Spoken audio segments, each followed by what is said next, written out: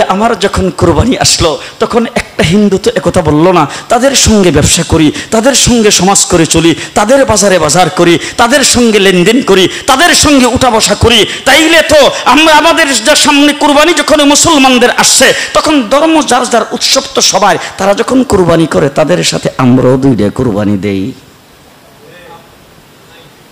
দিছে কোন হিন্দু?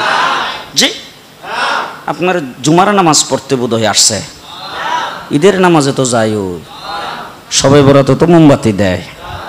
যে আজ পর্যন্ত কোনোদিন মুসলমানদের উৎসব শবে বরাত একটা হিন্দু মসজিদে দেখার জন্য আসলো না, মুসলমানদের উৎসব শবে কদর একটা হিন্দু কোনোদিন চাওয়ার জন্য আসলো না, মুসলমানদের উৎসব রমজান মাসের রোজা একটা হিন্দু কোনোদিন তোমার সাথে সমাজ করার জন্য রাখলো না, একটা হিন্দু কোনোদিন তোমার ঈদের নামাজে আসলো না, একটা হিন্দু কোনোদিন তোমার সাথে জুমার নামাজে অংশগ্রহণ করলো না, তোমাকে দেখার জন্য পর্যন্ত আসলো না। তার কারণ হলো হিন্দুরা মনে করে এটা মুসলমানের উৎসব, আর তুমি মুসলমান হইয়া হিন্দুর দুর্গা পূজায় কিভাবে গেলা?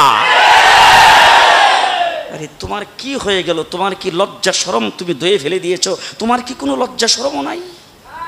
তোমার কি কোনো লজ্জা শরমও নাই? আবার কি সুন্দর বলতেছ ধর্ম যার যার উৎসব সবার। হাই হাই হাই, ও মুসলমান যুবকেরা ভালো করে শোনো, ধর্ম যার যার উৎসব সবার, তাইলে বিয়া যার যার বউ তো সবার। জি, বিয়ে যার যার বউ সবার, পুষ্কুনি যার যার মাছ সবার, গাছ যার যার ফল সবার, ক্ষেত যার যার ফসল সবার, দোকান যার যার মাল সবার। এখন ঘুমাইছে কি কথা বলেন না কেন?